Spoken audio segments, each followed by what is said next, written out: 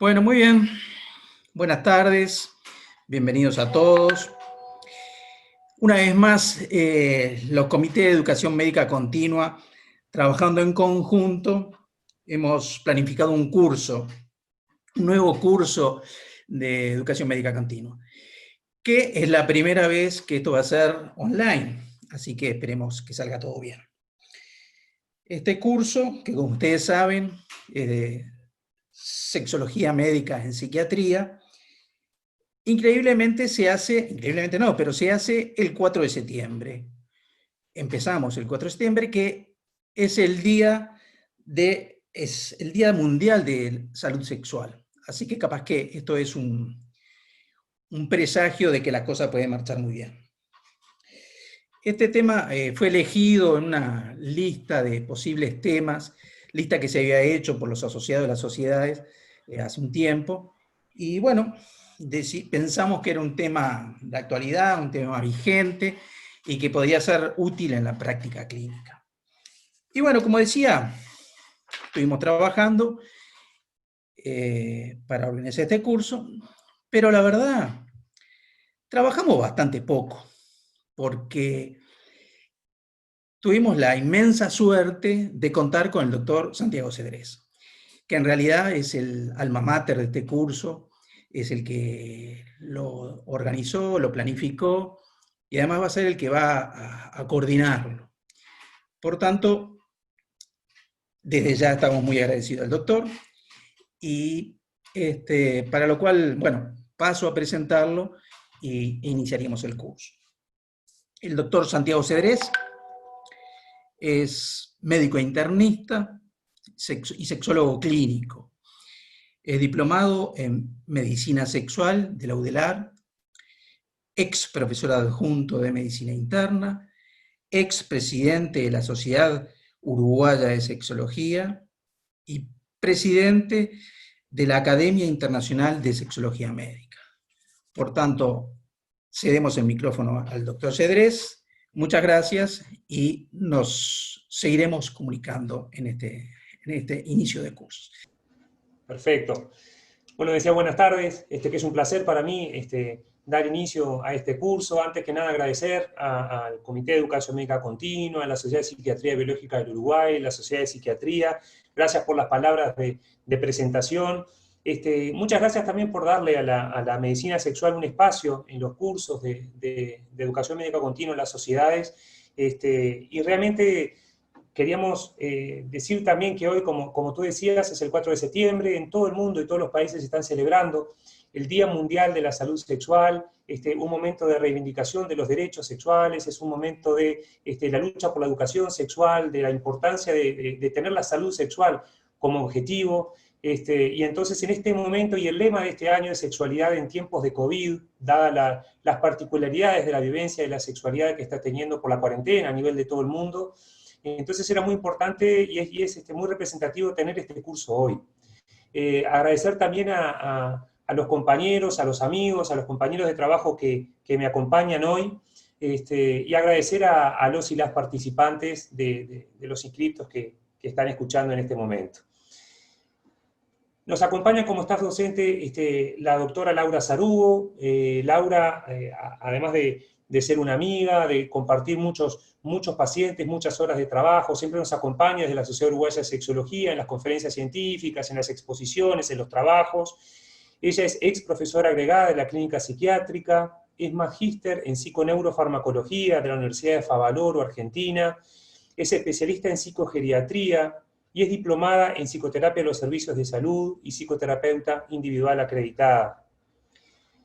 Además de Laura Sarugo, desde el enfoque de la psiquiatría, nos acompañan también la doctora Sandra Murel. Sandra es médico, oncóloga del Ministerio de Salud Pública, de la FEMI del Departamento de Colonia.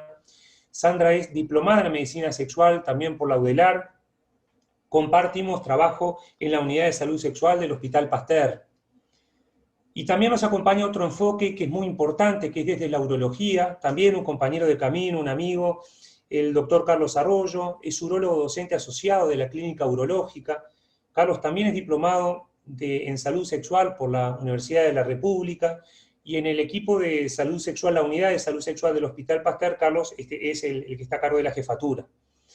Entonces, con este lindo panel que también con un desafío interesante que tenemos, como decía Roberto, ya que es todo online y vamos a buscar la manera de optimizar los recursos del Zoom que nos da, con la asistencia que también le agradecemos de Florencia, que es la que está atrás de todos los aspectos técnicos y nos ha ayudado muchísimo asistiendo en cada duda para poder organizar el curso que vamos a compartir en la tarde de hoy y en la mañana de mañana. Así que, si les parece bien y estamos todos y todas de acuerdo, vamos a empezar con la primer ponencia de la tarde de hoy. Vamos a hacer una introducción a lo que es la sexología médica. Luego de la misma voy a dar paso a la doctora Sarugo, que va a hablar de la sexualidad y la psiquiatría. Y luego vamos a pasar al primer taller del curso, que vamos a discutir historias clínicas. Se van a dividir subgrupos, cada subgrupo va a tener un moderador, cada subgrupo va a trabajar sobre unos lineamientos que hemos preparado y va a elegir cada subgrupo un delegado que después en el intercambio con los participantes va a tomar la palabra representando qué fue lo que se trabajó y qué fue lo que se hizo, y ahí vamos a intervenir también el resto de los ponentes.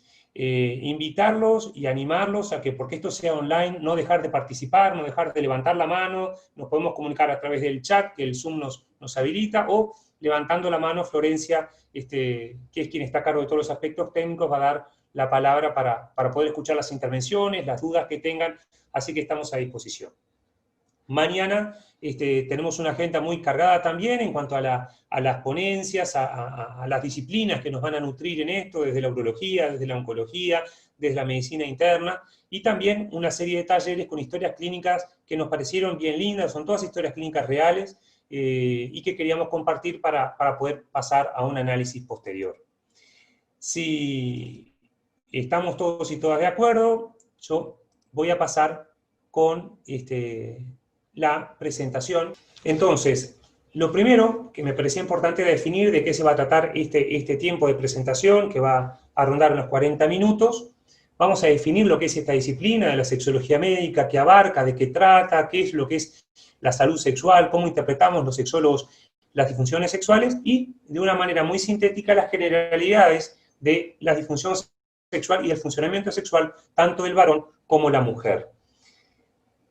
La sexología médica, compartirles que es una rama del campo de la medicina, cuyo objeto es la promoción de la salud, tanto del sexo como de la función sexual, así como la prevención, la anticipación, el diagnóstico, el tratamiento y, cuando hay una disfunción, la rehabilitación de los trastornos que tenga, ya sea el sexo como lo que es la función sexual. Y un poco la bandera y lo que nos guía es el camino de lo que es la salud sexual, porque en sexología es bien polémico, qué es sano, qué es patológico, qué es variante, qué es alteración, qué es un problema sexual. Entonces el concepto de la OMS, de lo que es la salud sexual, un estado de bienestar físico, emocional, mental y social relacionado con la sexualidad, que no es solamente la ausencia de enfermedad, ni la ausencia de una disfunción sexual o la incapacidad sexual, y para que se pueda lograr el objetivo de salud sexual y mantener los derechos sexuales de todas las personas deben ser respetados, protegidos y ejercidos en plenitud. Esto es lo que se celebra en todo el mundo en este momento, el 4 de septiembre, el Día Mundial de la Salud Sexual, y esta es la definición de la Organización Mundial de la Salud.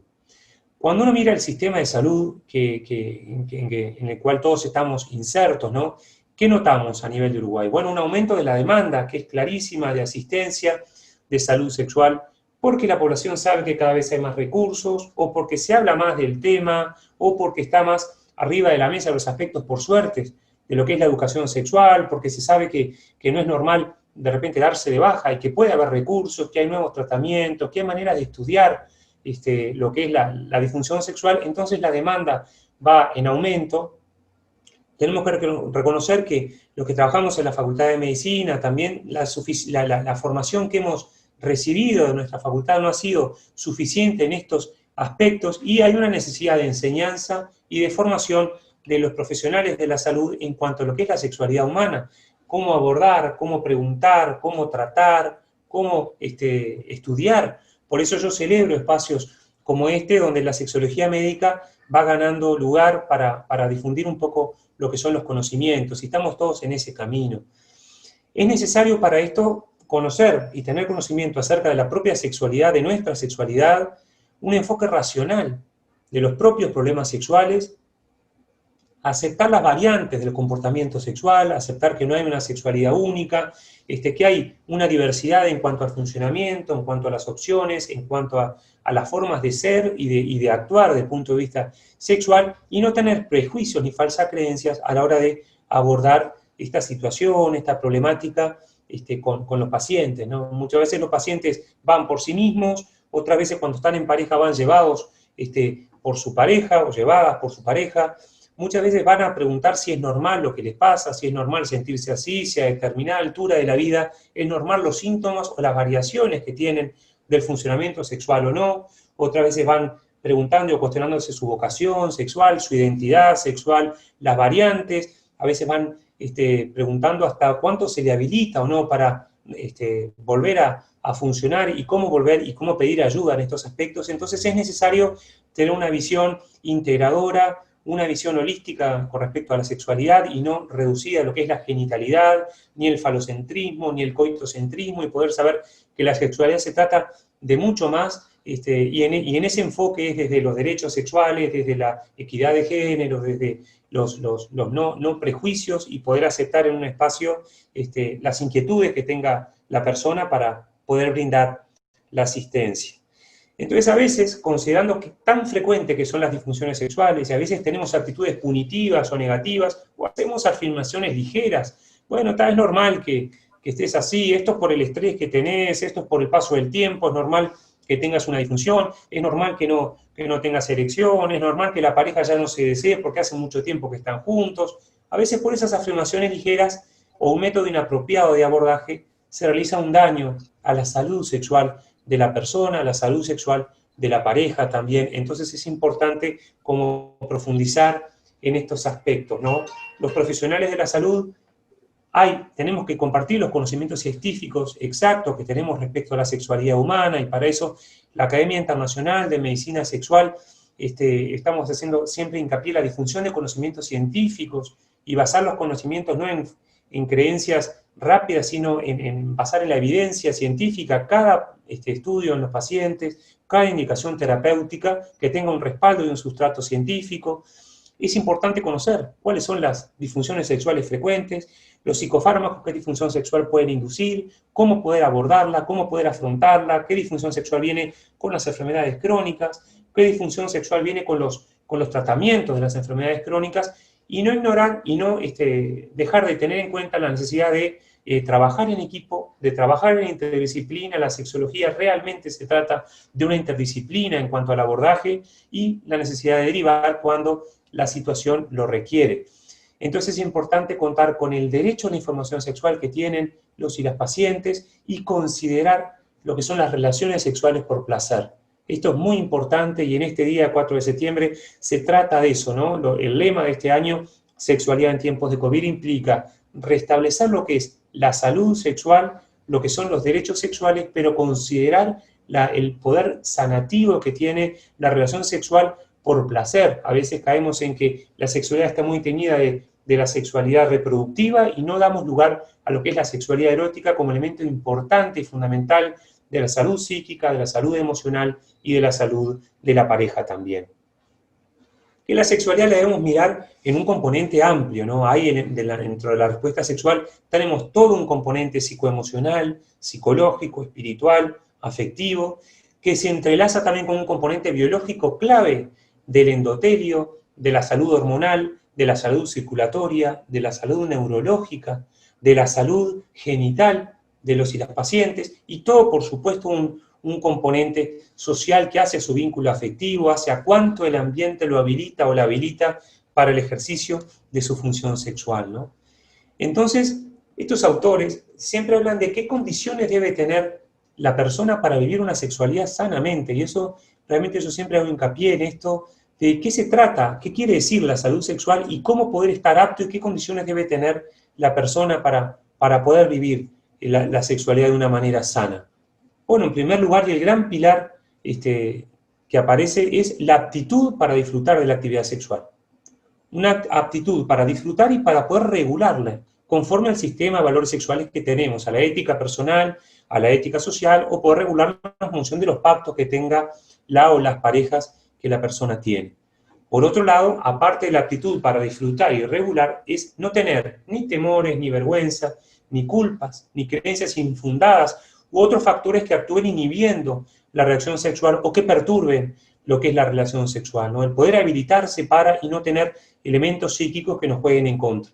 Y en tercer lugar, la ausencia de trastornos orgánicos que contaminen enfermedades o deficiencias que van a entorpecer lo que es la actividad sexual y reproductiva. Acá hablamos de las enfermedades crónicas de cualquier tipo, las cardiopatías, ni que hablar, las enfermedades neurológicas, las enfermedades genitales, todos los factores de riesgo de enfermedades circulatorias, de disfunción del endotelio, que el endotelio es como la gran vedette que cada vez va tomando más protagonismo en el funcionamiento sexual, de alteraciones hormonales, alteraciones de vitamínicas, sobre todo el gran protagonismo en las últimas investigaciones lo tiene la vitamina D, también como más que una vitamina o como una hormona, por todos los blancos que tiene para poder actuar y para poder la necesidad, dar los componentes para poder vivir la sexualidad sana. Entonces, para vivir la salud sexual, estar apto para no tener elementos psicoemocionales que me inhiban y no tener ni trastornos orgánicos, ni los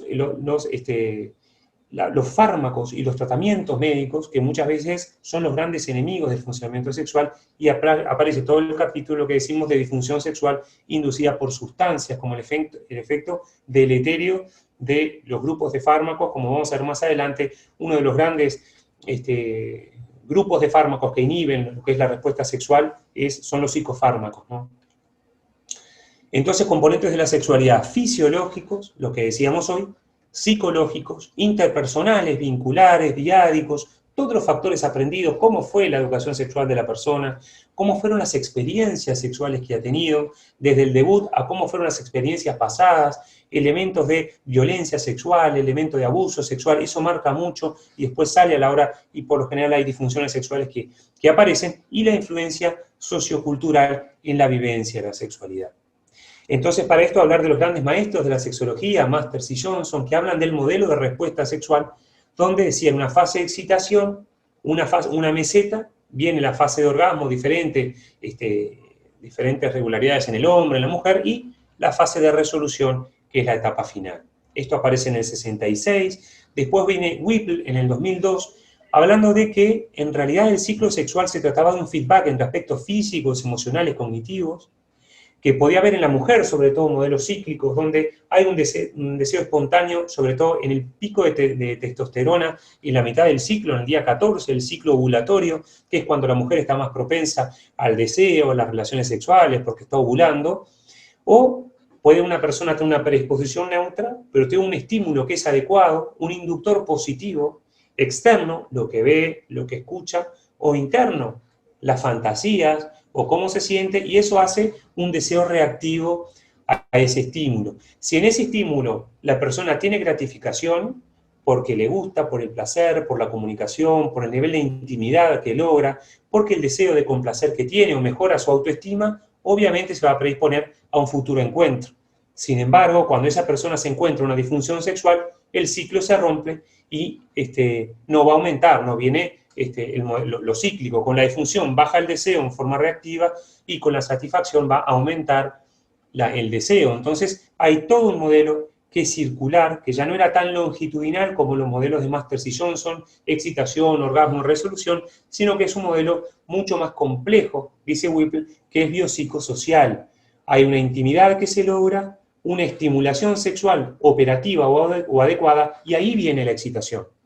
La excitación, que en el varón va a ser la erección, en la mujer va a ser la lubricación, para tener una dilatación vaginal sin dolor y una sexualidad operativa. Si lo evalúa desde el punto de vista cognitivo como adecuado a la excitación, aparece recién el deseo. Y si esta experiencia resulta satisfactoria, va creciendo la intimidad y se cierra el ciclo. Entonces, el modelo de Rosemary Bason dice, no empieza el deseo como elemento inicial, sino que hay otras etapas y el deseo aparece después. Esto fue como revolucionario. Entonces, cuando hablamos de deseo sexual, que es como el gran capítulo de la sexología, la disfunción sexual más frecuente del hombre, de la mujer, hablamos de 3 tipos de deseo. Un deseo sin objeto, que es vinculable a lo que es la testosterona biodisponible, vinculable a lo que es lo hormonal. La persona tiene ganas de tener relaciones sexuales, de tener un encuentro sexual. Es una sensación subjetiva de tener ganas que no responde a una persona en específica, sino que es el instinto que sube y aparece el inductor interno positivo. Esto a nivel fisiológico se habla de impulso sexual, y en la mujer, en el periodo periovulatorio, es lo que aumenta, es el deseo responsable, el pico de testosterona que tiene cuando ocurre la ovulación, y ahí viene el deseo sin objeto. Por otro lado, hay otro tipo de deseo sexual, que es el deseo con objeto, que es cuando la persona desea el objeto de deseo, a su inductor de deseo. Y esto no se vincula tanto al hormonal y a la testosterona, sino que se vincula mucho más con la dopamina, los receptores dopaminérgicos, y en sexología le decimos que es un deseo romántico. Ya no es el impulso sexual sin objeto, sino que es un deseo con un anclaje psicoemocional en determinada persona. Y otro tipo de deseo sexual que decimos el deseo posexcitatorio es cuando la persona empieza el ejercicio de su función sexual sin muchas ganas y se activa después.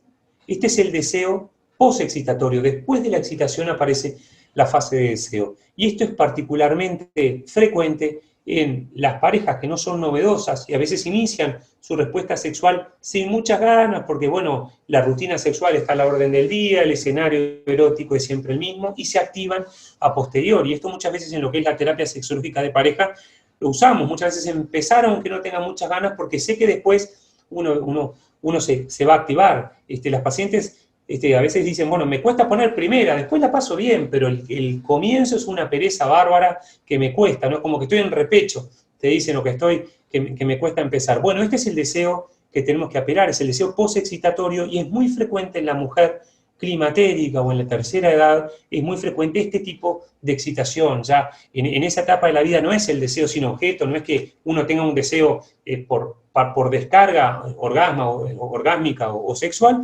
tampoco es un deseo romántico específicamente con alguien. Esto es mucho más de edades más menores, de lo que es el enamoramiento, el romanticismo, pero el deseo posexcitatorio va a ser el más operativo en la persona en esta etapa de la vida, ¿no?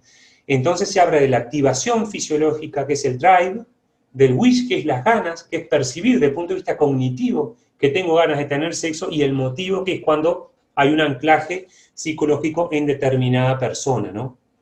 En esto del deseo sexual, entonces, tenemos las etapas que ha transitado Masters y Johnson, hablando de excitación, meseta, orgasmo, resolución. Kaplan viene hablando de que antes de esto había una etapa de deseo, y ahora Rosemary Bason desafió todo esto diciendo, esto es un modelo cíclico, esto no se trata de deseo, excitación, orgasmo, sino que hay muchos elementos que se agregan y que se adelantan a que la persona tenga deseo. En encuestas dice, bueno, ¿qué mujeres, por ejemplo, que es la gran disfunción del deseo en la mujer, se identifican con qué modelo? Entonces concluían, bueno, 29% se identificaban con este modelo lineal de Masters y Johnson, que era el original, 29% con el de Kaplan, que era el circular, este de Rosemary Bason, el 26%, y en realidad el 17% no se identificaba con ninguno de los modelos. Entonces, en realidad decimos, bueno, ¿a qué nos basamos del punto de vista clínico, desde el punto de vista del tratamiento? Y bueno, tratando de entender que la sexualidad es particular, que es un mundo, que ese comportamiento sexual más complejo y tanta variante como persona, entonces en el interrogatorio y la anamnesis es fundamental ver a cada persona cada cuánto se activa desde el punto de vista sexual, si se activa en sí mismo o se activa con un anclaje emocional hacia una persona, y qué inductor externo es operativo, qué le gusta ver, qué le gusta escuchar, qué le gusta tocar, qué le gusta oler, o desde el punto de vista interno, qué fantasías la provocan. Esto es muy importante, el uso de las fantasías para lo que es la terapia sexológica, y ver cómo poder trabajar, exponerse a los inductores sexuales y tratar de evitar lo que son los repelentes sexuales, que son las situaciones que a la persona la desactivan, ¿no? Entonces hay una fase muy investigada neurofisiológica, pero con mucho camino todavía por investigar de qué mediadores a nivel neurológico están comandando el deseo, hay una disposición emocional o cognitiva para tener ganas e inductores que tenemos que identificar en la persona que sean eficaces para estimular el erotismo. Y esta es una lámina que le decimos la lámina maestra, que en esta lámina nosotros posicionamos todos los motivos de consulta en sexología para ver dónde están las dificultades sexuales que se nos relatan en la consulta, ¿no? Hay una primera fase de deseo sexual, acá. Hay una situación de estímulo sexual, eso es S-ES, situación estímulo sexual, y por otro lado, a la derecha, el tercer círculo, que es la respuesta sexual. Entonces, la situación estímulo sexual implica qué es lo que activa a la persona a tener en relaciones sexuales o a tener autoerotismo, autoejercicio de la función sexual, o que le provocan ganas de, ¿no? Entonces hay un factor administrador, le decimos, que es qué lo excita a la persona. ¿Qué le gusta? ¿Cuál es lo operativo, no? El método es cómo le excita lo que le excita. Y la frecuencia es cada cuánto. Acá tenemos todo el gran capítulo para lo que es la medicina sexológica de las parafilias, las variantes de objeto sexual. Tenemos todo, ¿no? La pedofilia, la zoofilia, la gerontofilia, todos los tipos de parafilias están acá, en situaciones de estímulo sexual y factores administrador. Entonces, es muy frecuente y cada vez lamentablemente más se visualiza en los noticieros lo que es se visibiliza lo que son los delitos sexuales con menores, lo que son los pedófilos. Bueno, son todos patologías. Para la Academia Internacional de Medicina Sexual tenemos que enfatizar que esto es patológico porque hay muchos movimientos de reivindicación con respecto a los derechos de los pedófilos, por ejemplo. Para la academia es una patología por todos lados y merita ser tratada. Es un factor administrador lo que lo excita. El factor método es cómo lo excita. Acá venimos otro tipo de parafilias, como la asfixofilia, la persona que solo logra el orgasmo mediante la asfixia o mediante la hipoxia a nivel cerebral, el sadomasoquismo, que también son variantes de la sexualidad que son enmascaradas, son muy frecuentes y frecuentes motivos de consulta, y bueno, todos los otros factores, métodos que tenemos. El factor frecuencia, tenemos todas las conductas sexuales hiperactivas, la adicción al sexo, la adicción a la pornografía, la pornofilia, la adicción a la masturbación, todo tipo de conductas en más o en menos, los trastornos de aversión al sexo, el asco al sexo, la fobia al sexo, que son todos también motivos de consulta frecuentes que no solo desde la farmacología, sino que desde la terapia sexológica tienen todos unos protocolos de abordaje, de tratamiento para poder lograr la rehabilitación y tratar de orientar lo más que podamos una sexualidad operativa en la persona. Lo operativo implica lo más acercado a la definición que hicimos en primer lugar de lo que era el camino de la salud sexual de la Organización Mundial de la Salud. Y la fase de respuesta sexual, que es este círculo de la derecha que está en amarillo, son todas las disfunciones sexuales. De las etapas del deseo, el deseo en más, en menos, la excitación, el orgasmo, que todo esto descansa en elementos anatómicos, en elementos neurológicos, en elementos hormonales, lo vascular, lo endotelial que yo contaba hoy, que es fundamental para la respuesta sexual, tanto del varón en la erección como todo lo vasocongestivo necesario para la respuesta sexual de la mujer, y los elementos funcionales.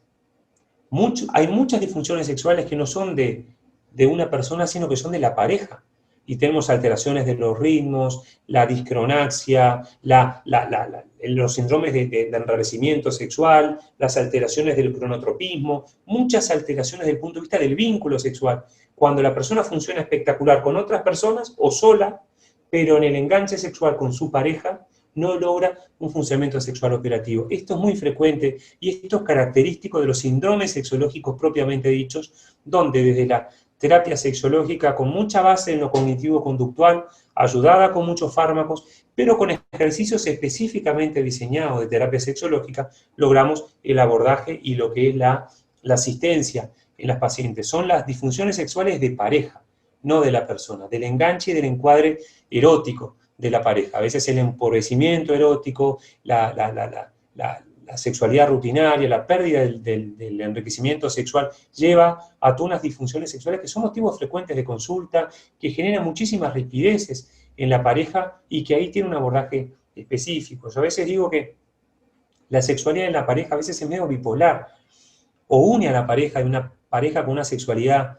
satisfactoria, es mucho más cómplice, hay una comunicación que fluye mucho más y está mucho más fuerte para un poco lidiar contra todas las dificultades que se vengan, pero la pareja con disfunción sexual, donde hay una insatisfacción sexual, que eso es lo que define la disfunción, no es el síntoma, sino es la insatisfacción que provoca en la persona o en la pareja, cuando la persona está viviendo su sexualidad en pareja, esa pareja está mucho más frágil, es mucho más difícil, y es un motivo importante de disfunción de pareja, de rispideces, que también amerita un tratamiento oportuno. A veces la pareja va cuando ya es tarde, ya está demasiado instalada la disfunción, a veces psicologizarla mucho no ayuda, a veces visibilizarla o instalarla no ayuda porque se desencadena todo el componente vivencial y la ansiedad anticipatoria viene y la frustración sexual viene. Entonces, el abordaje oportuno del síntoma sexual para un abordaje y una estrategia terapéutica focalizada en función de los síntomas, que está todo muy protocolizado en lo que es la sexología,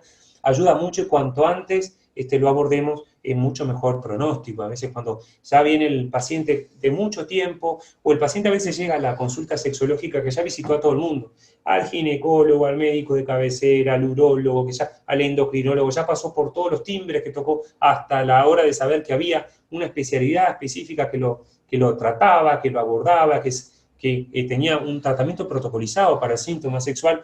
Llega tarde, llega después de mucho camino y ahí es mucho más difícil de corregir y de solucionar, ¿no?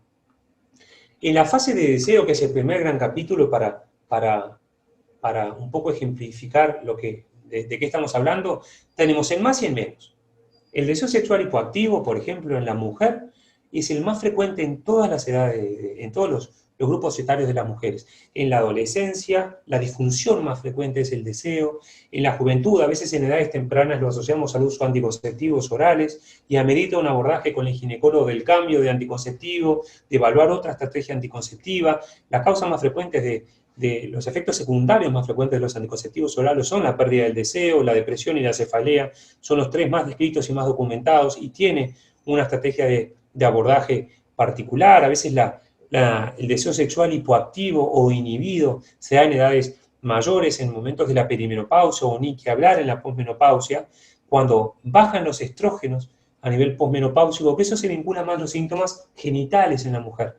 La insuficiencia estrogénica va a traer lo que es la atrofia vulvovaginal, y es una mucosa genital vaginal con menor capacidad de dilatación, más seca, con más dificultades en la lubricación, que va a traer la dispareunia, el coito doloroso. Obviamente un coito doloroso va a traer la anorgasmia, obviamente la anorgasmia va a traer la pérdida del deseo, y ahí se va cayendo en un círculo.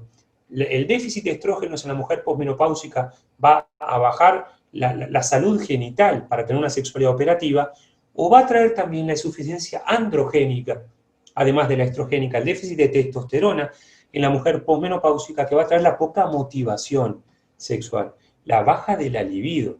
Entonces es la mujer que es muy frecuente, quizá el motivo de consulta más frecuente en la mujer, en todos los grupos etarios, pero en la mujer posmenopáusica quizá es la que consulta más y dice, perdí las ganas. No es solo con mi pareja, por más de que mi pareja, sé que hace tiempo que estoy, que somos una pareja que hay una rutina sexual, pero perdí las ganas conmigo. No hay masturbación, no hay deseo de otra persona tampoco. Estoy como anestesiada sexualmente, estoy dormida, te dicen en la consulta. Eso es insuficiencia androgénica, que también amerita una dosificación a nivel sanguíneo con una punción de sangre venosa muy fácil, la dosificación de hormonas sexuales para poder hacer un tratamiento asertivo. Si hay una insuficiencia androgénica, lo que da es un síndrome sexoasténico. Le decimos la astenia sexual o la anorexia sexual, que es muy frecuente y muy característica de la baja de testosterona biodisponible o la testosterona operativa en la etapa postclimatérica, ¿no? Entonces la insuficiencia de estrógenos, porque provoca síntomas genitales que dan dolor y que dan pérdida del deseo reactivo, o la insuficiencia androgénica, que en forma directa da deseo. Y en la etapa posmenopáusica, la pérdida del deseo sexual no podemos olvidar nunca, y en el varón también, en esta etapa de la vida, las enfermedades crónicas que aparecieron, los síntomas propios de la enfermedad, o los fármacos que traté para esa enfermedad crónica que debutó, que apareció, o los fármacos, o la repercusión psicoemocional del paciente con enfermedad crónica, el debut de una diabetes, de una hipertensión, la sexualidad posinfarto, la sexualidad posinsuficiencia cardíaca, el paciente con edemas por insuficiencia cardíaca derecha, el paciente con disnea, por una insuficiencia cardíaca ventricular izquierda, o el paciente con palpitaciones, con una arritmia, que tiene miedo de, o tuvo un infarto, miedo de que sea un reinfarto, el reinicio de las relaciones sexuales después de un cateterismo, después de una revascularización miocárdica o quirúrgica, el miedo a la muerte súbita, al reponer y al reiniciar la vida sexual. Todo esto son elementos psicoemocionales que se vinculan, donde se hace un montón se dedica mucho tiempo a lo que es la prevención, la educación sexual, de qué se trata la sexualidad, el impacto, por ejemplo, de la pérdida del deseo de un paciente oncológico, como vamos a ver, qué es la disfunción sexual más frecuente. En el varón, por ejemplo, post-prostatectomía, después de un cáncer de próstata por radio, por quimio, por cirugía convencional, lo que sea. La disfunción sexual más frecuente no es la pérdida de la erección, es la pérdida del deseo.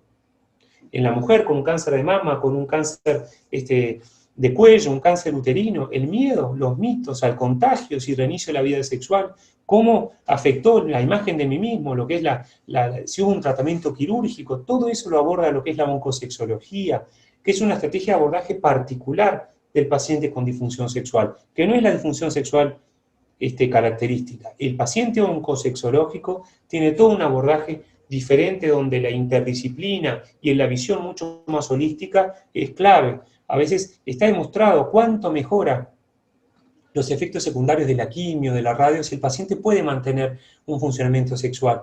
Cuánto mejoran las tasas de depresión, de ansiedad, cuando hay una función sexual satisfactoria y saludable versus cuando la persona se da de baja y viene la anestesia sexual o pierde el deseo sexual y ahí todo empeora. Entonces el deseo sexual es como la madre de todas las disfunciones sexuales. Porque si no hay deseo, no va a haber excitación y no va a haber capacidad orgásmica. Entonces es como la disfunción sexual muchas veces que tenemos que estar siempre atentos. Y por otro lado tenemos la disfunción del deseo más, el deseo sexual hiperactivo, es todas las disfunciones sexuales o todo el trastorno de la sexualidad cuando viene la insatisfacción por ser demasiado, y ahí viene todo tipo de adicciones, vienen el capítulo de lo que es la parafilia también, que tenemos que poder asistir. El deseo sexual hipoactivo, no tener fantasías, no tener deseo de tener una actividad sexual o trastorno por esto y dificultades en el vínculo de pareja, ¿no? La pérdida del deseo sexual, antes se psicologizaba mucho, se pensaba que todo era psicoemocional, todo era psicológico, todo era producto de la vivencia. Hoy por hoy la sexología ha ganado mucho espacio de la medicina sexual, antes era solo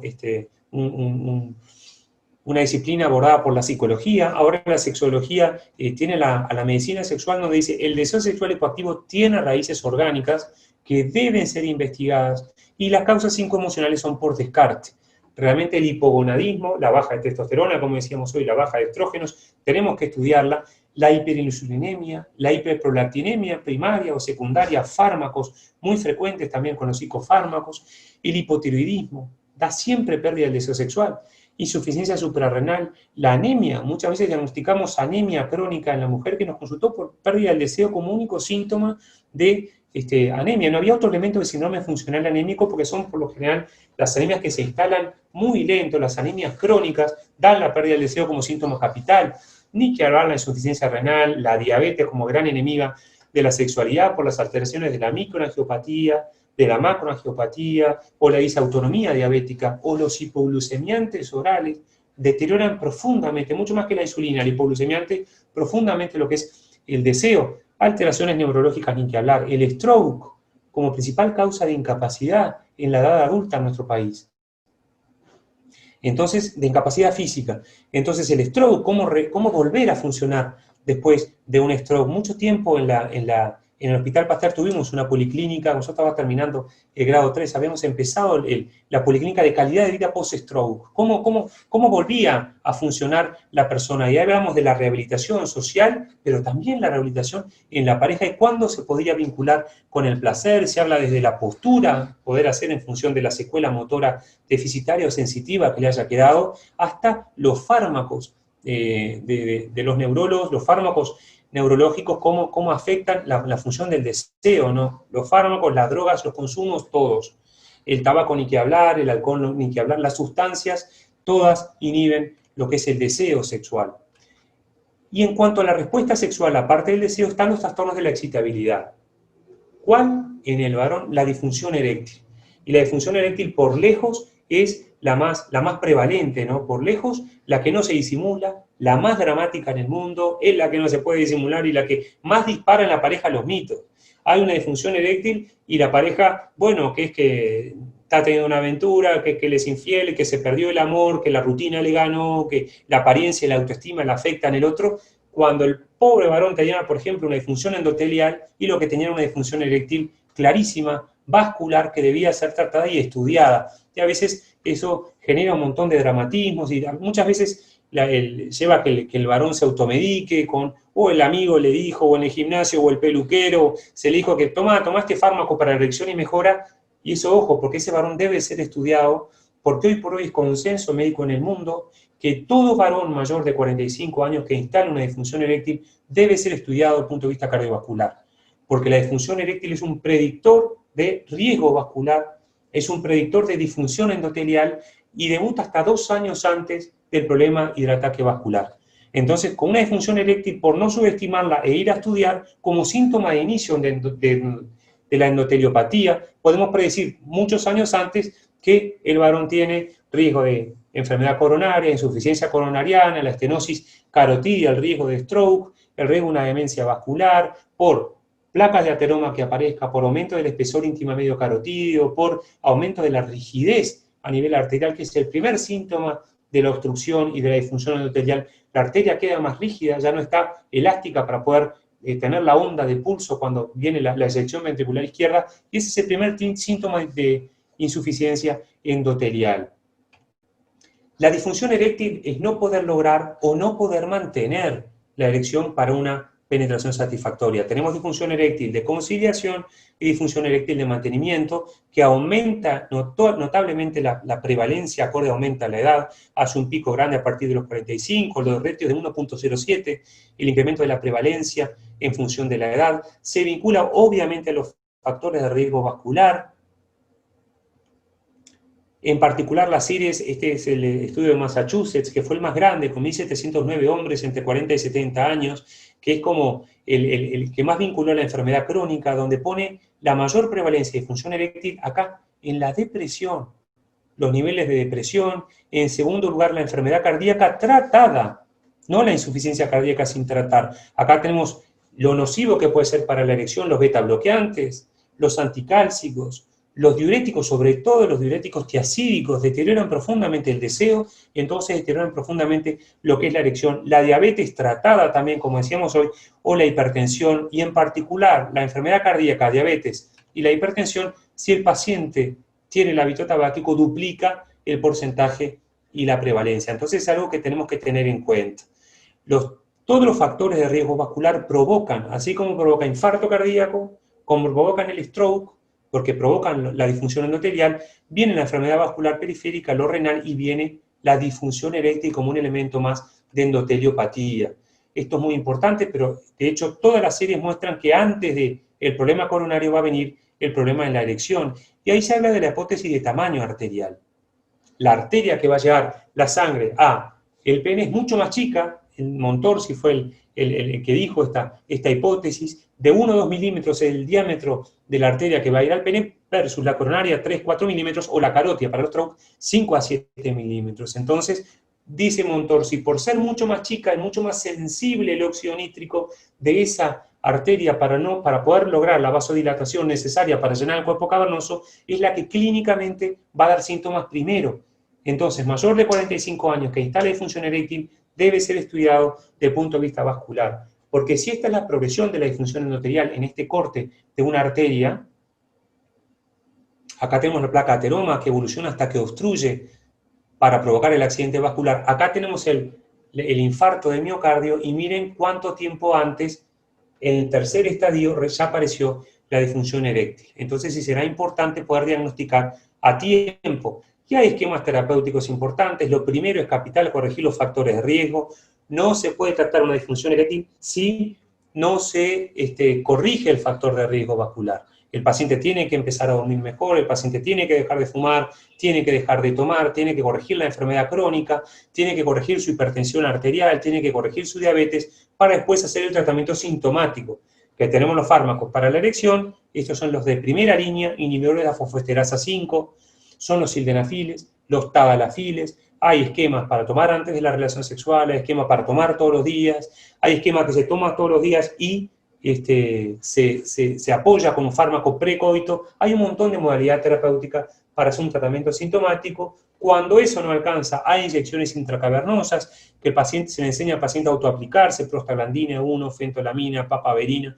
Hay muchas, pero por suerte este tratamiento, que es más invasivo, ha quedado como más relegado por tratamientos no invasivos, como los fármacos orales. Tenemos otras drogas de prostaglandina que son geles intrauretrales, que después el colega Carlos Arroyo nos va a contar. Y la tercera línea, que son los tratamientos quirúrgicos, que es colocar la prótesis.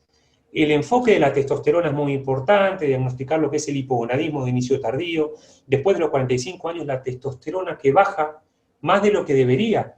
Entonces aparecen síntomas característicos, aparecen síntomas de los sofocos en el varón andropáusico, el varón hipogonádico, ese varón donde el testículo funciona menos de lo que debería. Acá tenemos prevalencia de lo que es anemia crónica, porque al bajar la testosterona baja la secreción de eritropoyetina, no hay hemoglobina a nivel, la inducción de la hemoglobina a nivel de la médula ósea, a nivel de la composición corporal. El varón con baja testosterona tiene protrusión mamaria, la grasa abdominal que empeora, baja la energía, baja la fuerza muscular. Ese varón que nos dice, no tengo ganas, no me rinde el gimnasio, no estoy motivado, estoy como con un aplanamiento afectivo, es la causa más frecuente de osteoporosis secundaria en el varón.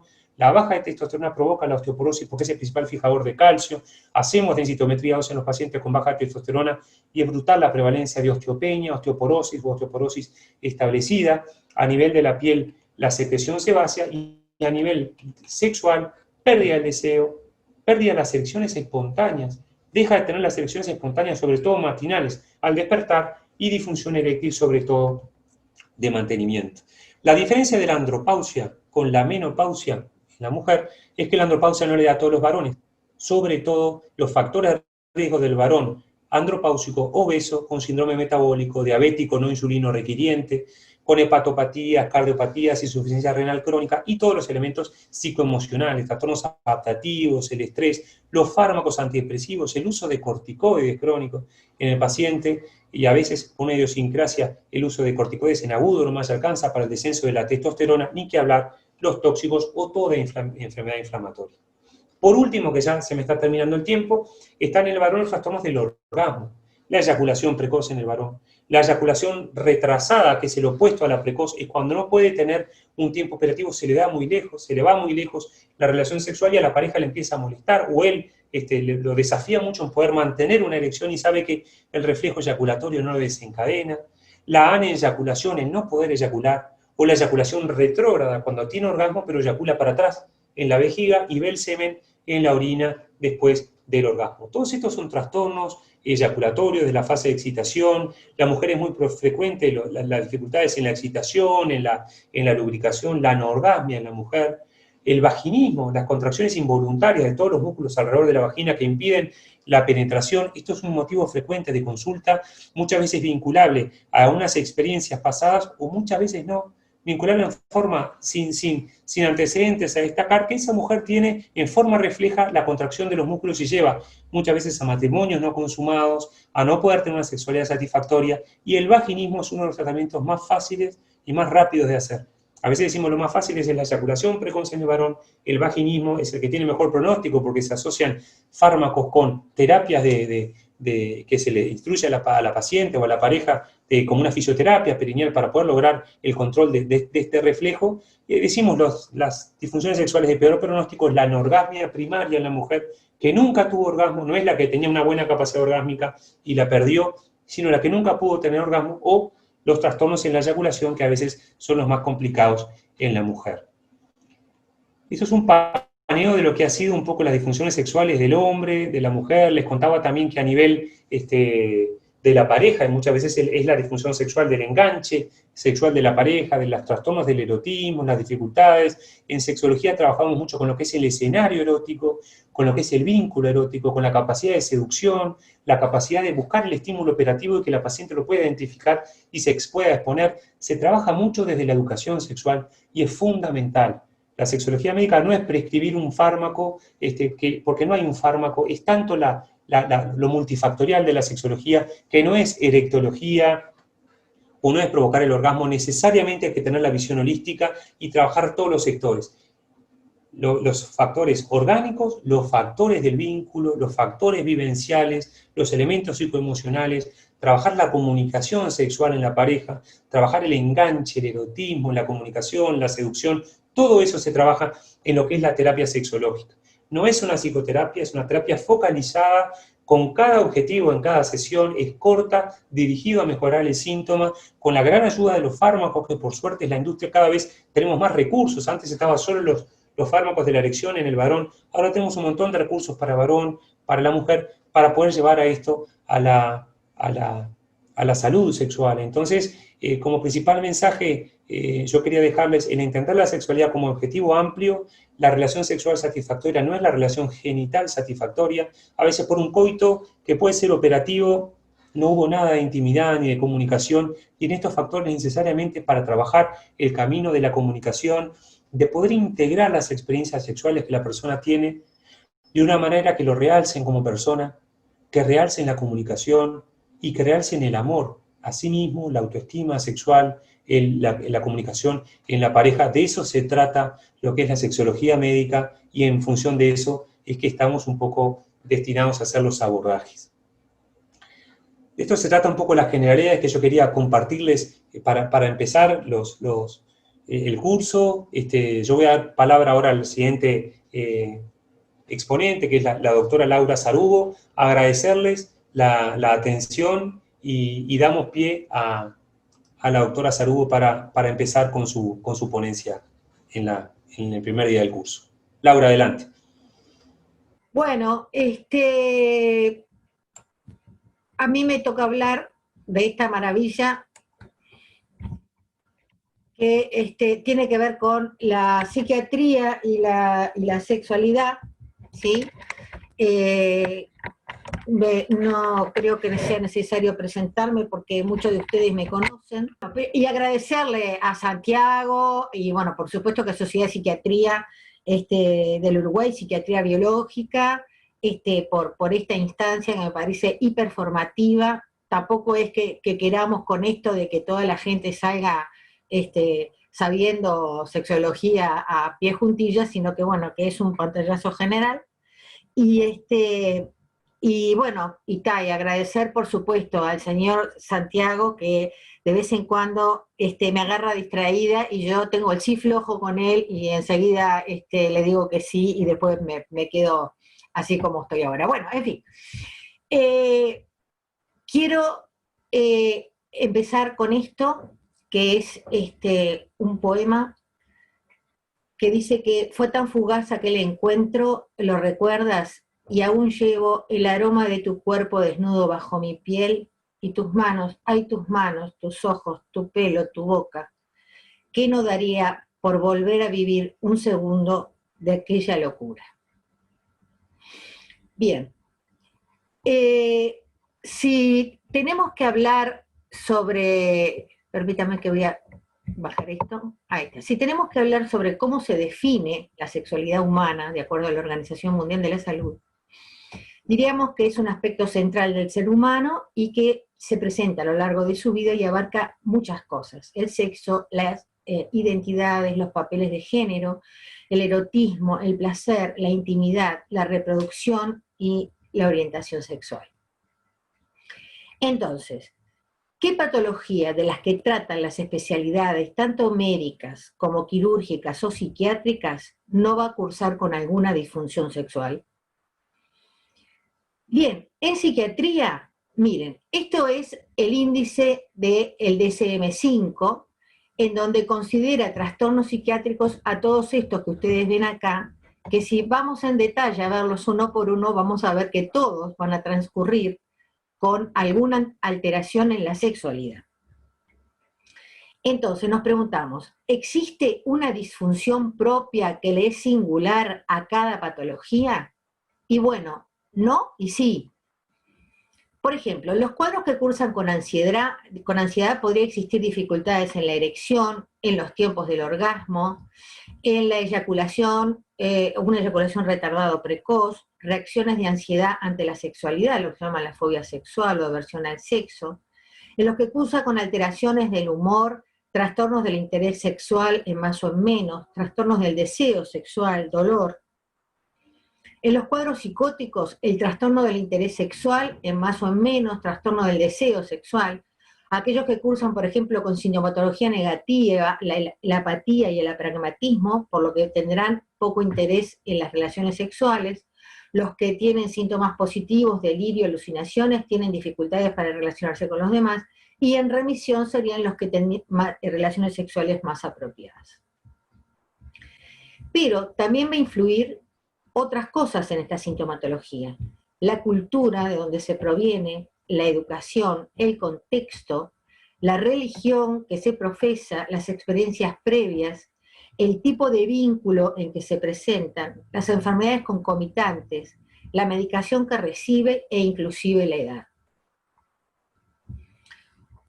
Bien, entonces, una disfunción sexual de causa psiquiátrica puede ser primaria, puede ser permanente, puede ser secundaria. La primaria es aquella que es pasajera, estando presente mientras cursa el trastorno en cuestión, permanente, que es independiente a la enfermedad, y secundaria, que es secundaria a los tratamientos medicamentosos. Pero para entrar en lo que se llama disfunción sexual, en esta categoría, como tal, debe de ser clínicamente significativa, provocar malestar acusado y dificultades en las relaciones interpersonales.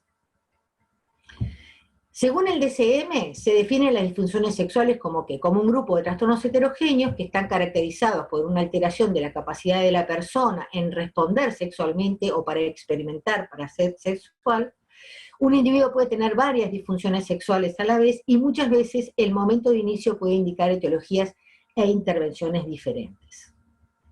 Bien, entonces se dividen en eyaculación retardada, trastorno eréctil, trastorno orgásmico femenino, trastorno del interés o excitación sexual femenino, trastorno de dolor genitopélvico, penetración, trastorno del deseo sexual hipoactivo en el varón, eyaculación prematura o precoz, difusión sexual inducida por sustancias o medicamentos, otras disfunciones sexuales especificadas o no especificadas.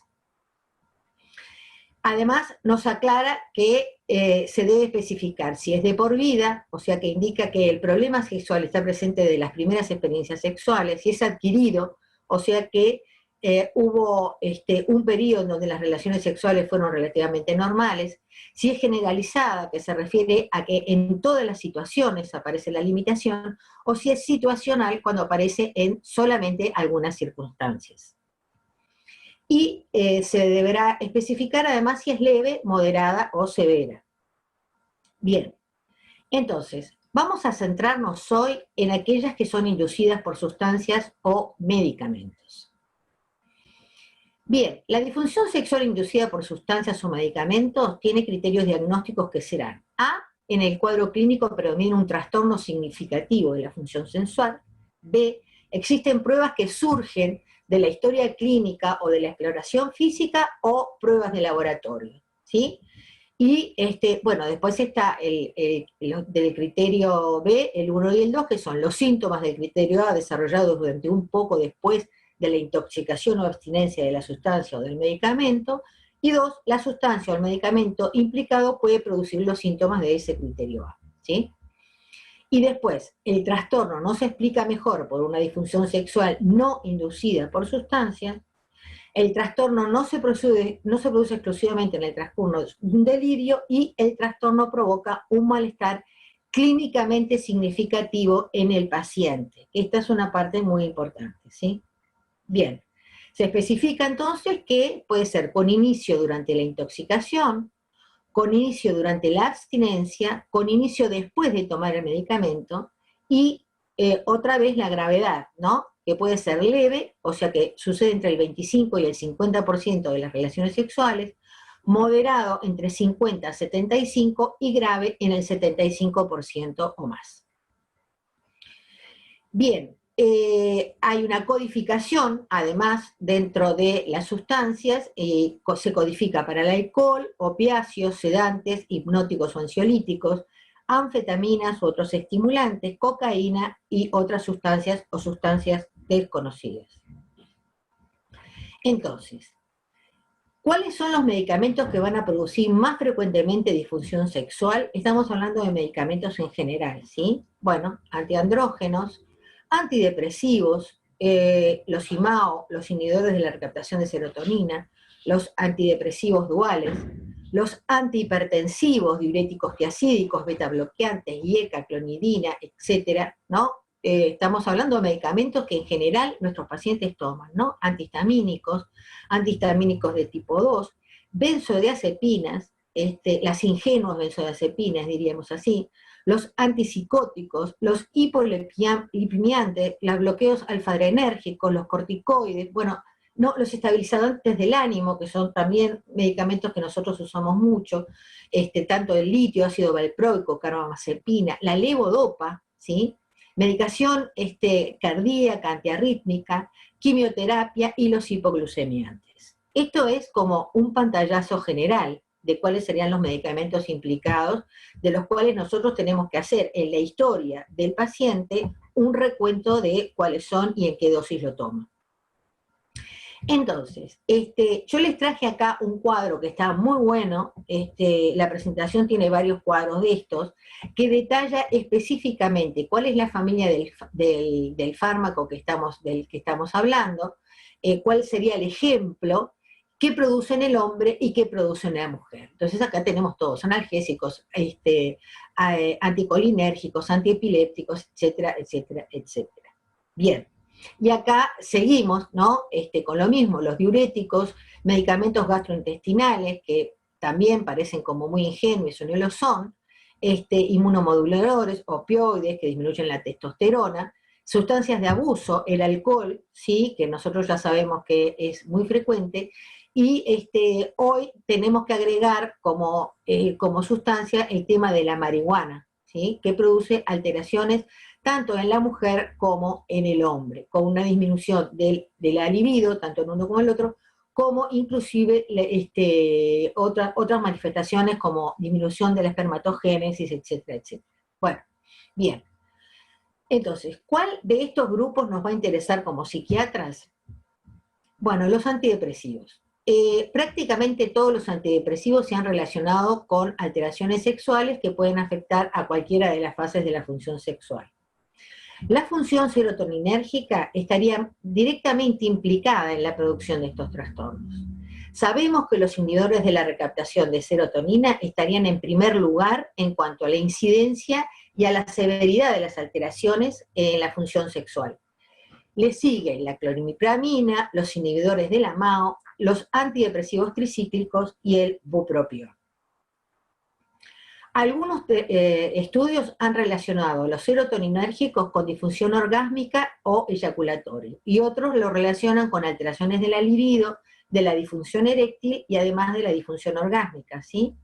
Los antidepresivos tricíclicos producen bloqueos de la inervación parasimpática, que es necesaria para la erección, y el bloqueo adrenérgico de la inervación toracolumbar simpática también estaría implicada en esta alteración.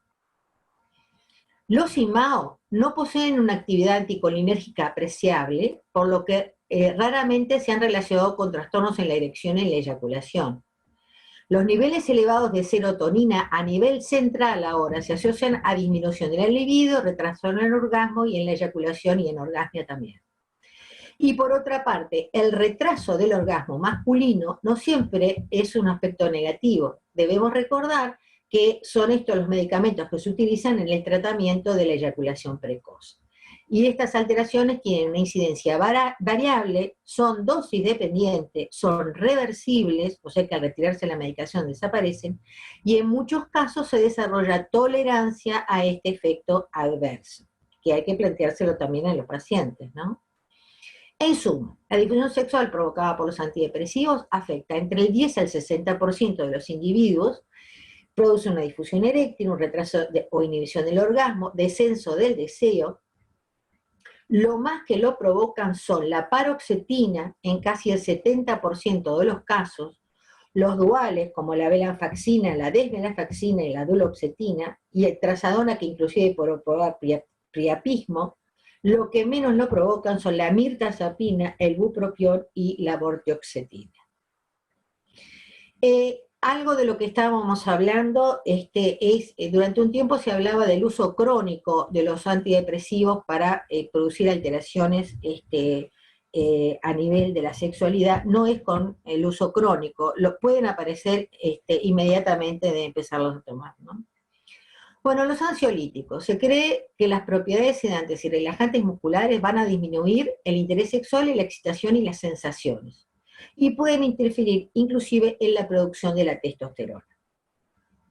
Existen varias publicaciones de casos de alteraciones sexuales asociadas al uso de benzodiazepinas y se han asociado disminución de la libido, disfunción eréctil y anorgasmia. Hay notificaciones para el alprazolam, para el quetazolam, para el clordiazepóxido, para el clonazepam y para el diazepam. Y según el laboratorio que fabrica la buspirona, también lo produciría, ¿sí? Que en este momento nosotros no tenemos. Dentro de los estabilizantes del humor, bueno, pueden disminuir los niveles de testosterona, lo que puede producir un descenso del deseo sexual e interferir con la excitación, problemas de erección en el caso de los hombres, problemas de lubricación en el caso de las mujeres. También pueden afectar la capacidad de llegar al orgasmo.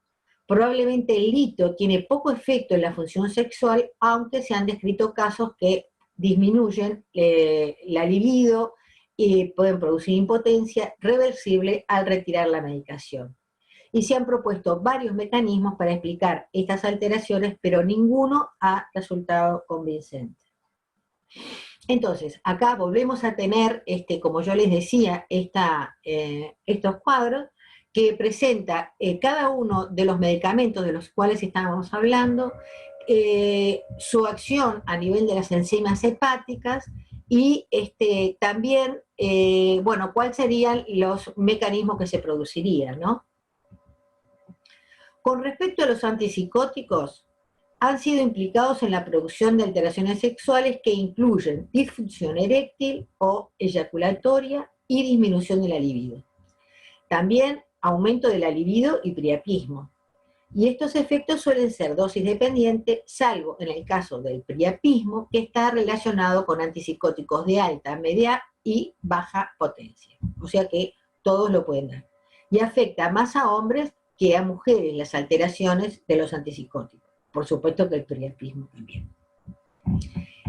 Al ser bloqueantes dopaminérgicos, pueden causar hiperprolactinemia, que disminuye la libido y causa alteraciones menstruales en las mujeres.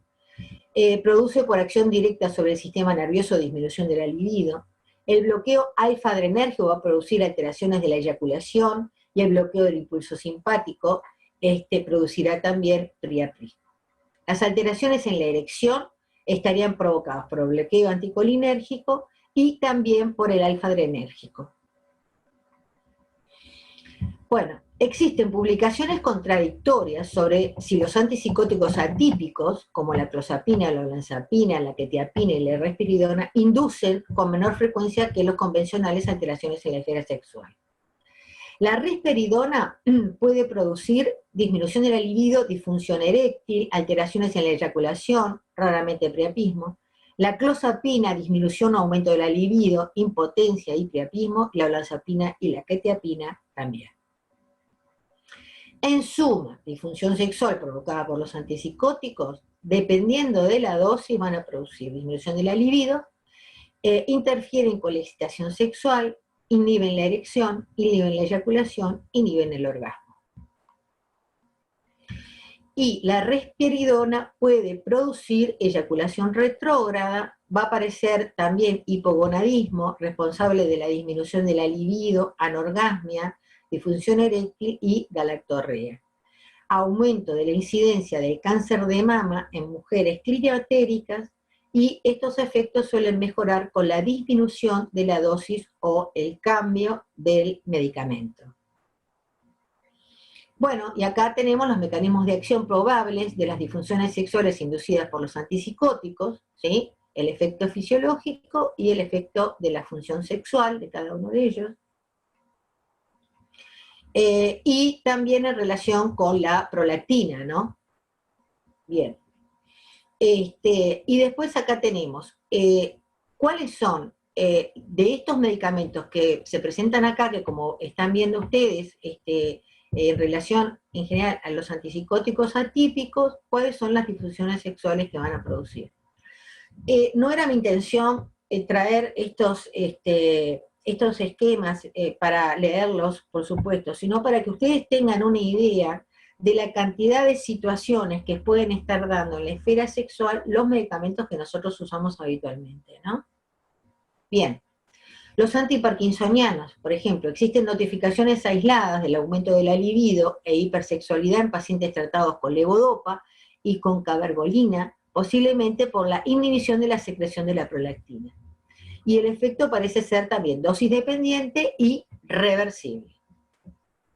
Y otros, por ejemplo, la digoxina, que disminuye la libido y produce impotencia, el donepezilo, que aumenta de la libido. Fíjense que el donepezilo es un medicamento que se usa en los trastornos cognitivos.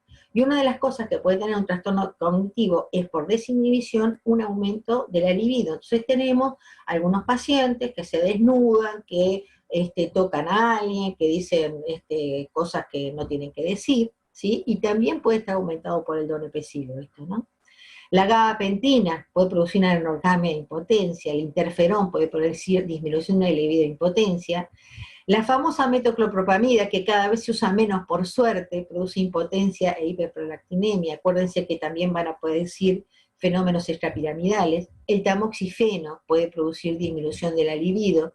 Entonces, en las mujeres, tras que están en tratamiento por su cáncer, tiene una disminución de libido también por el medicamento. Bien. ¿Cuáles serían los tratamientos?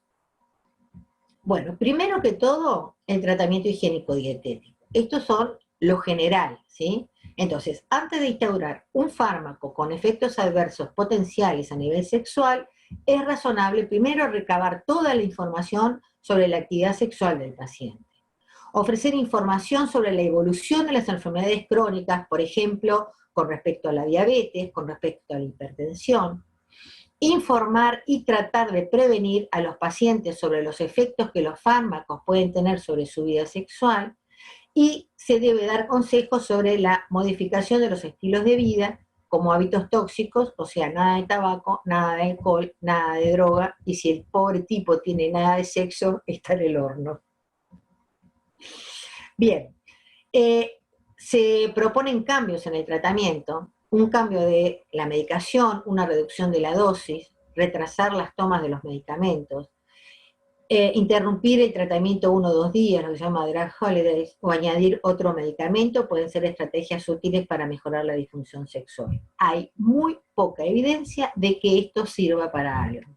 Y en general, por ejemplo, las famosas vacaciones de la medicación, lo que hace es disminuir la concentración en sangre y tener a veces niveles inferiores a los necesarios para el tratamiento de su patología psiquiátrica, ¿no? Bien. Acá tenemos entonces en parte los tratamientos que hoy se usan, ¿sí?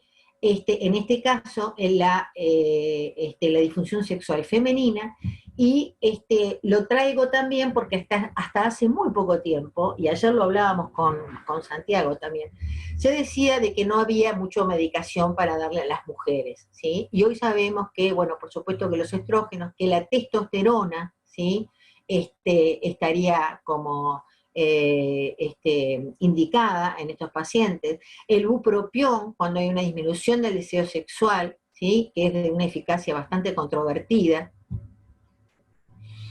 Y acá lo que tenemos también es los tratamientos de la disfunción sexual inducida según el grupo de medicamentos que tenemos, ¿no? Entonces plantean, bueno, ajustar la dosis, como decíamos, si realmente hay evidencias fuertes de que algunos la provocan o no lo provocan, etc. Bueno, entonces, en suma, la disfunción sexual es común en hombres y aumenta con la edad, y hay varios tipos de disfunción sexual masculina, ¿sí? La disminución de la libido, disfunción eréctil, trastorno de la eyaculación.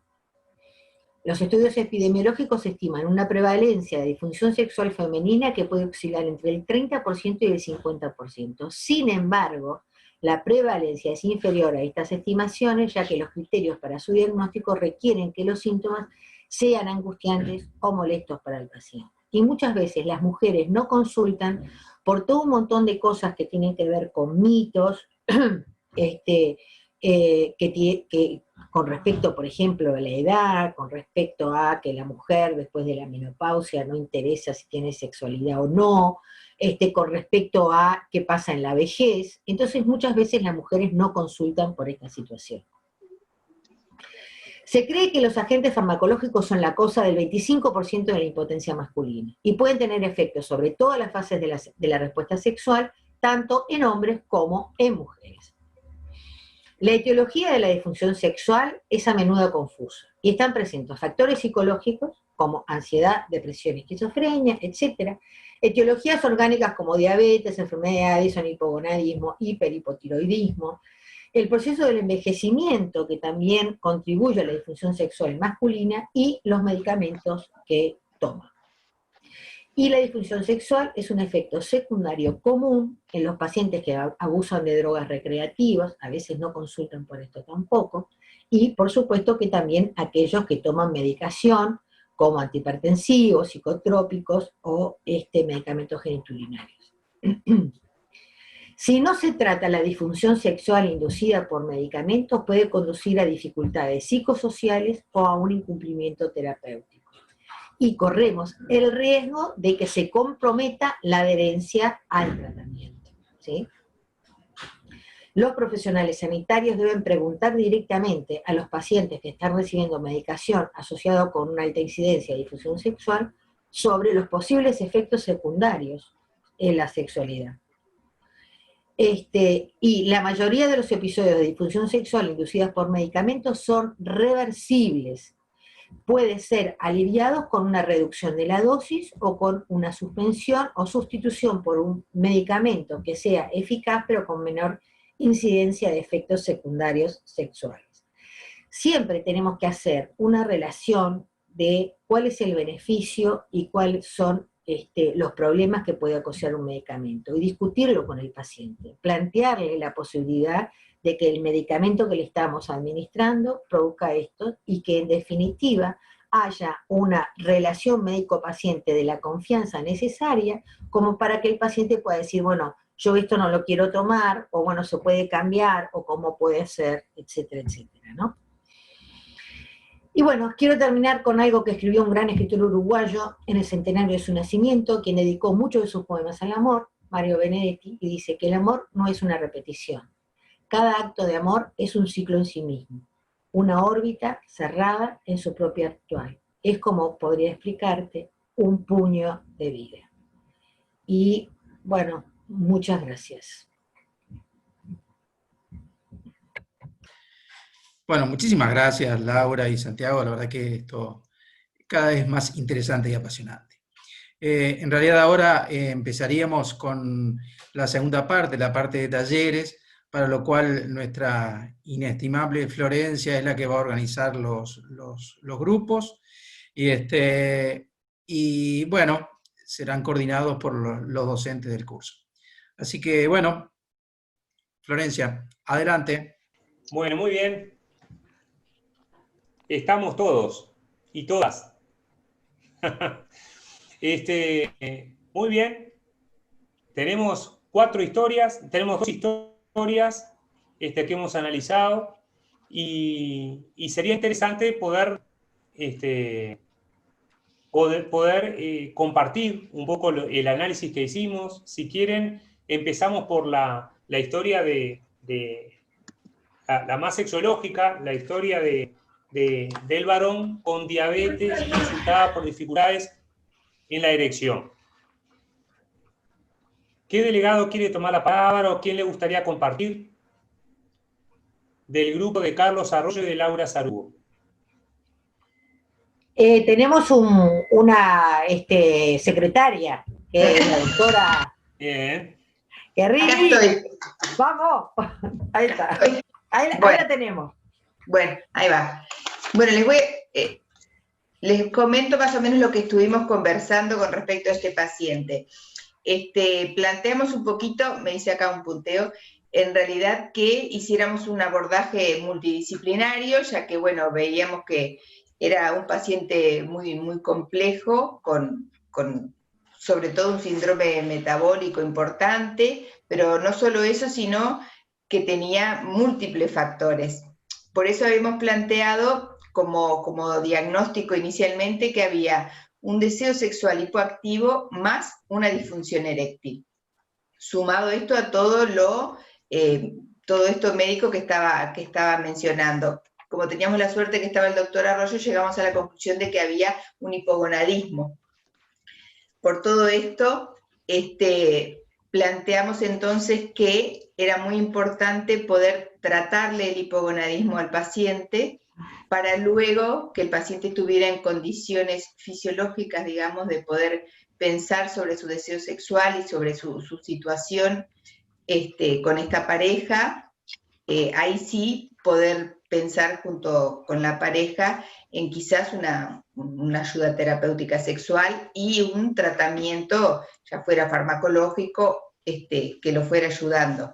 Nos planteamos múltiples tratamientos farmacológicos, pero antes de todo eso también pensamos en tranquilizar a la pareja, en explicarle que no tenía que ver con su pareja, porque el motivo de consulta venía sobre todo estimulado por la pareja para sacarse sus temores y sus dudas de que fuera por un tema de la pareja o no, y tranquilizarlos para explicarles que esto era algo que tenía que ser visto por un equipo de tratamiento. Entonces, como parte de ese equipo también habíamos pensado en la situación de la pareja, que teníamos que pedir por lo menos una consulta con ginecólogo, ya que ella tenía también un deseo sexual hipoactivo, probablemente con un hipoandrogenismo, no lo sabíamos, pero bueno, íbamos a pedirle consulta para también ver la posibilidad de evaluación y de tratamiento con la pareja también. Hablamos de muchas cosas, hablamos de prolactina, estradiol, etcétera, y de los planteos para tratamiento, pero bueno, creo que globalmente algo de todo esto es lo que hablamos. No excelente, Marí. Queda clarísimo entonces que habría que confirmar el diagnóstico si hay un hipogonadismo, sacando sangre, una extracción venosa, que sea antes de las 10 de la mañana, se lo dosifica la testosterona. Como tú decías, con muchos factores de riesgo, el síndrome metabólico, la obesidad, sobre todo el ser diabético. Exactamente. Ir corrigiendo, perdóname Santiago, que me olvidé de decir que sí podíamos hacer desde nuestro lugar, ir corrigiendo todos los factores de riesgo, por ejemplo, el tema del sueño, de la obesidad, del sedentarismo, que esas eran cosas que poco a poco, mientras continentábamos a la pareja, en fin, íbamos corrigiendo los factores de riesgo que teníamos a nuestro alcance, ¿no? Excelente, excelente. Y se agregan también como factores causales, ¿te acordás que tiene una historia de lumbalgia, historia de dolor? A veces el uso de corticoides en el paciente como antirreumático le baja más la testosterona también, con todos los hábitos que tú decías, y en ella elementos claros de atrofia vulvovaginal, hipoestrogenismo en la mujer posmenopáusica, síndrome de vagina seca, dolor coital, que le deteriora todavía más el deseo sexual. Y en el planteo como instala la pérdida del deseo, la pérdida de erecciones y la disfunción eréctil en un varón con diabetes, estamos obligados a buscar el descenso de la testosterona, junto con todo el abordaje de la terapia sexual.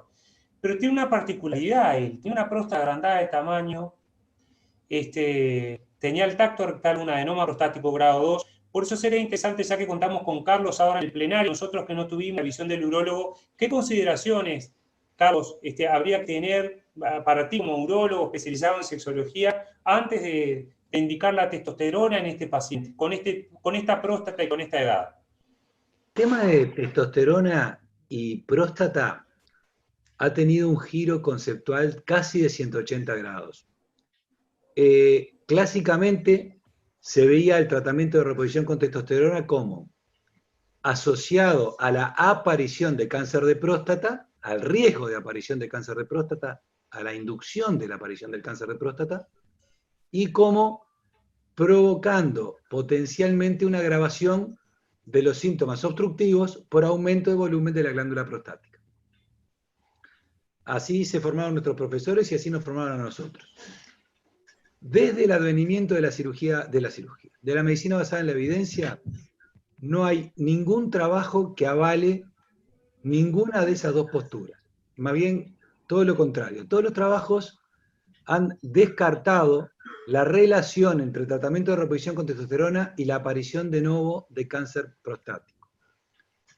Inclusive, más todavía,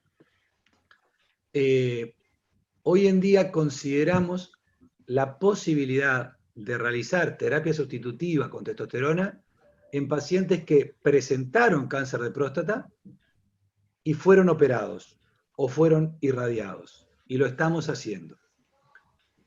Y les digo esto como hasta acá llega lo que venimos manejando con un nivel de evidencia razonable y con tranquilidad y propiedad en todo el mundo.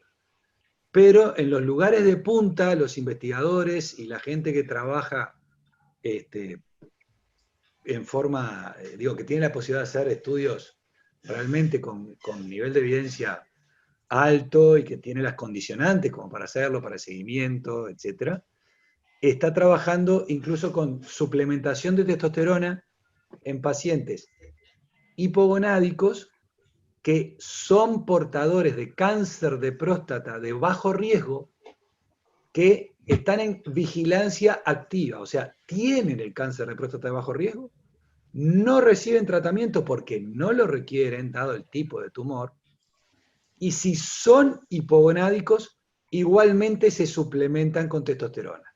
Y no se ha visto, los primeros autores ya llevan 6, 7 años de los primeros 15 casos, y se han ido agregando otros grupos de pacientes, y no se ha detectado un aumento de incidencia de cáncer de próstata en este grupo de pacientes. O sea que, sí es cierto que siempre pesquisamos el cáncer de próstata, porque no hay demostración de que incida en la aparición de nuevo de cáncer de próstata. Pero si hay cáncer de próstata, hay que ver frente a qué tipo de tumor estamos, o sea, hay que pensar que el paciente no sea ya portador de un cáncer de próstata antes de comenzar el tratamiento.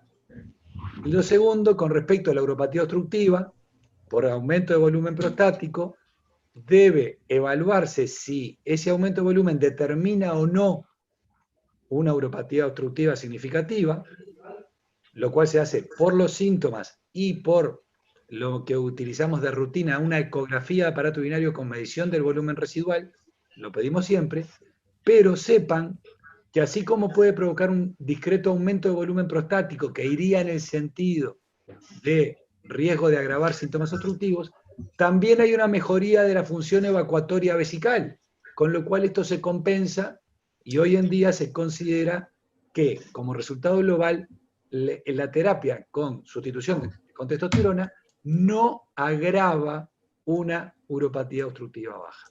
O sea, en suma, debemos sí evaluar si el paciente, debemos hacer la pesquisa de cáncer de próstata y evaluar si tiene o no una uropatía obstructiva baja. Pero no son elementos que contraindiquen la posibilidad de una sustitución con testosterona. Excelente. Así que sería buscar el diagnóstico, que acá el diagnóstico podría ser paraclínico con la dosificación hormonal en él y en ella, un tratamiento sexológicamente específico, mejorando la erección con progelectógenos. Decimos que si el paciente tiene baja testosterona, por más que tome progelectógenos no va a responder. Si el paciente tiene hiperglicemia crónica, por más que tome progelectógenos no va a responder. La hemoglobina glicosilada tiene que estar baja para tener una respuesta eréctil a los fármacos. El abordaje de ella, de la atrofia vulvovaginal, con el colega ginecólogo, con el uso de estrógenos tópicos muchas veces, sobre todo tenemos el promestrieno, que es el estrógeno que no se absorbe y no va a haber ningún problema, y la posibilidad del abordaje de la terapia de pareja. Y como última pregunta de la primera historia, y ya vamos a pasar a la segunda con el otro grupo, a mí me gustaría que Sandra Murel, como sexóloga, también especializada en oncología, si esta paciente hubiera tenido un cáncer de mama, y se manifiesta con estos elementos de atrofia vulvovaginal. ¿Podemos darle estrógenos, Sandra, aunque sea estrógenos tópicos intravaginales para mejorar? Que algunos cánceres de mama son sensibles. Uno de los tratamientos que utilizamos nosotros para la mama es incluso dejar como tratamiento y a veces como complementario hacerle antiestrógenos, dejado por 5 a 10 años. Entonces, eso depende de la sensibilidad del tumor, si tiene receptores a las hormonas. Entonces, en principio, tumores de mama, hormonos sensibles, tratamientos con estrógenos no le hacemos, nosotros no le hacemos. No, tampoco es no a todas y sí a todas. Hay que ver cada caso en particular, porque hay que ver en qué etapa está. A veces inclusive si una paciente del cáncer de mama está muy avanzado y lo que más le preocupa es eso, hablándolo bien con la paciente, se le podría hacer estrógenos. Y los estrógenos locales, y bueno, en general se pueden utilizar. Pero siempre hay que discutirlo mucho con el paciente. Discutirlo mucho, sobre todo con la mujer y si tiene la pareja también. Perfecto, impecable, muy claro. Vamos a pasar ahora a la otra historia. Y me gustaría que alguien del otro grupo se anime a tomar la palabra, del grupo que estuvieron con Sandra y conmigo, y se anime a poner en común un poco el análisis, los lineamientos que fuimos haciendo de la historia clínica de este varón con este síntoma sexual que instaló a esta edad cuando deciden comenzar un tratamiento de fertilidad. A ver quién quiere tomar la palabra. A ver que hicimos unos aportes muy interesantes y como estábamos por asignar el delegado fue que nos hicieron pasar plenario. Perdón, Santiago, lo que yo te quería decir era que contarles a tus compañeros de la historia anterior, que nosotros también vimos en este grupo muy importante la educación sexual y desmitificar aquello de que la sexualidad se termina con la edad, que no hay que ser coitocentrista, que el coito no tiene que ser la única forma de encuentro sexual, que creo que eso lo dijimos, lo hablamos bastante, y por lo que vi, capaz que ellos lo hablaron, pero no lo dijeron ahora. Eso es lo que yo quería un poco acotar, que habíamos trabajado en el otro grupo. Nosotros lo que vimos que en este caso, lo que vimos era que el componente más importante que veíamos acá era el componente psicológico de esta persona, ¿no? O sea, que esta persona era una persona obsesiva, que se había exacerbado, que nosotros pensábamos que en este caso el tema de su trastorno eyaculatorio, que si bien es un diagnóstico de un trastorno del orgasmo, se debería seguramente aparte de su personalidad, ¿no? Las personas muy obsesivas les dificulta muchísimo abandonarse a la experiencia, son lo que se llama espectadores de sus conductas o de sus encuentros sexuales, por lo tanto imposible que lleguen a un orgasmo, porque no se abandonan, y que pensábamos que en el fondo esta persona no quería tener un hijo, o sea, hasta qué punto este deseo sexual, este deseo de tener un hijo era compartido por la pareja o era solamente deseo de su esposa, ¿no?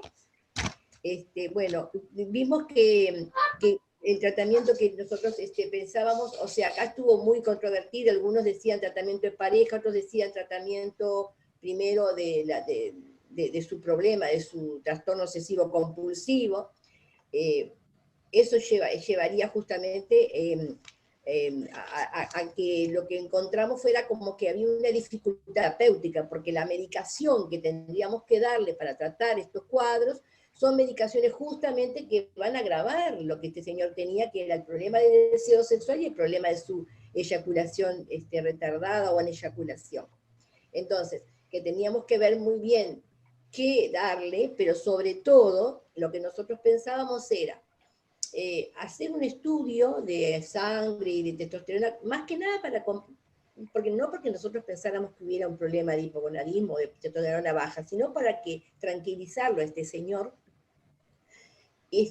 abordarlo, y ahí habían encontronazos, o sea, abordarlo con una terapia de pareja y posiblemente también una terapia individual, digo, capaz que, no sé, me dirán los compañeros psiquiatras a ver qué cómo quedamos, porque a mí me quedó a mí la confusión.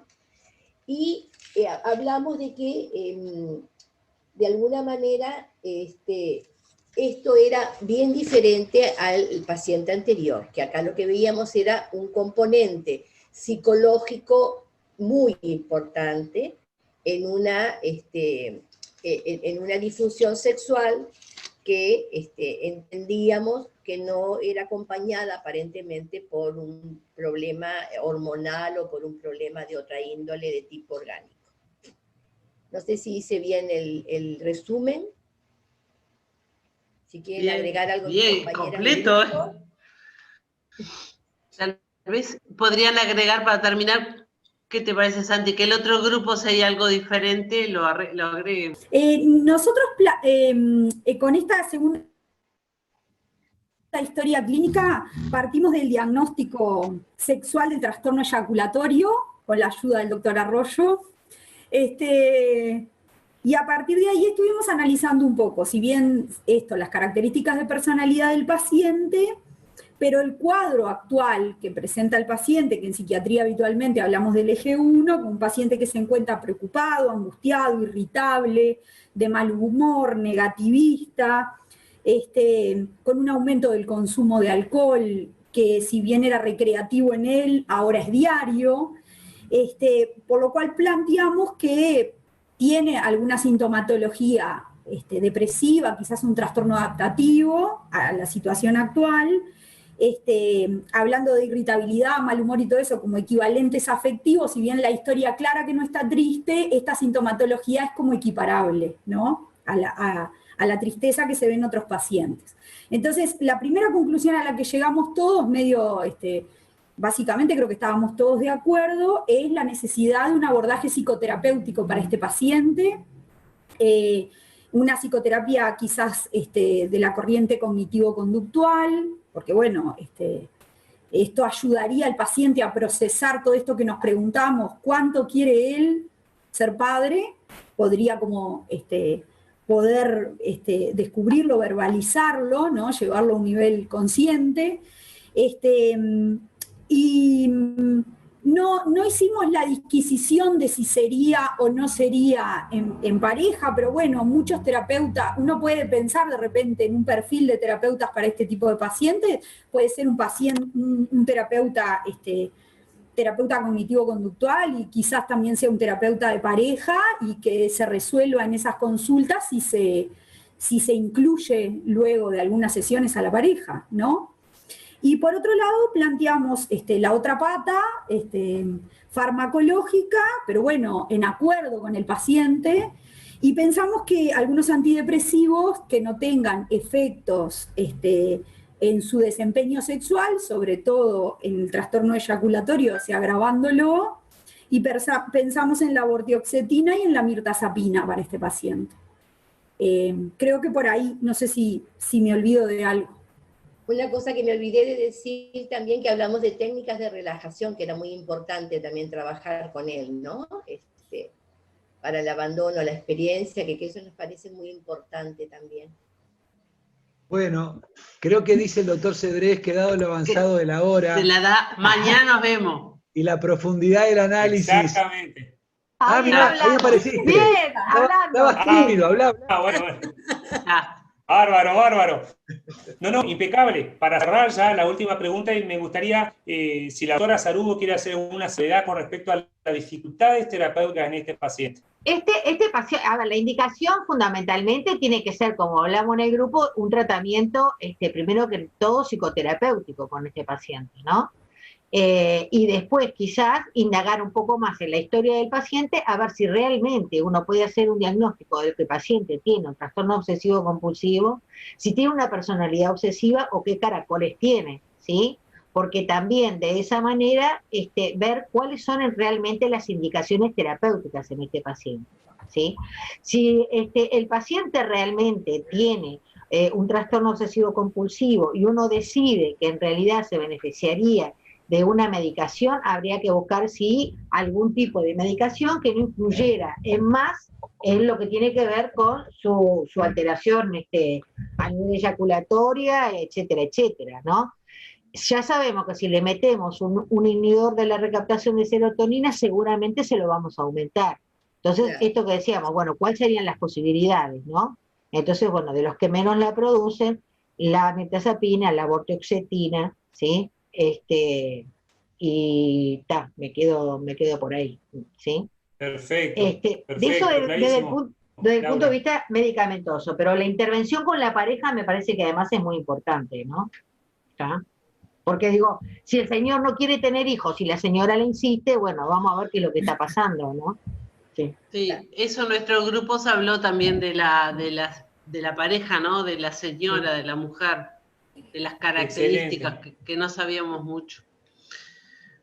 Bien, bien. Y también el abordaje contar que desde la sexualidad, desde la sexología, hay técnicas y estrategias para hacer de terapias sexológicas específicas, de ejercicios, cosas para hacer que ayudan a tener una velocidad eyaculatoria mejor, aumentar la excitación, aumentar el deseo, aumentar el morbo, mejorar el escenario erótico, todas estrategias que acompañan al tratamiento más definitivo, pero el alivio sintomático es muy importante en esta persona.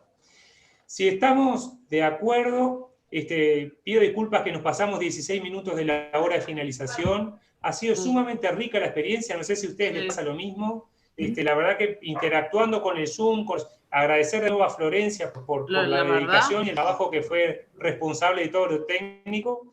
Y mañana a las 9 nos vemos a encontrar para seguir con el análisis desde el punto de vista de la exposición de la colega oncóloga, del colega urólogo y otras dos historias en este perfil. Agradecerles la presentación muy interesante y la verdad que muy rico los talleres, ¿no? Como siempre el intercambio ayuda mucho a profundizar en el tema y bueno, y empezar en los pacientes. Lo bueno de estos talleres es que ahora cada uno puede ir a servirse una copita de vino y no tienen que manejar. Así que salud para todos. Hasta mañana. Muy bien, la verdad que funcionó muy bien el sistema del Zoom. Recordarles entonces que mañana es a las 9 y termina al mediodía la actividad. A las 2. Chao, chao, chao. Exacto. Claro. Bueno, hasta mañana. Todos. Muchas gracias a todos.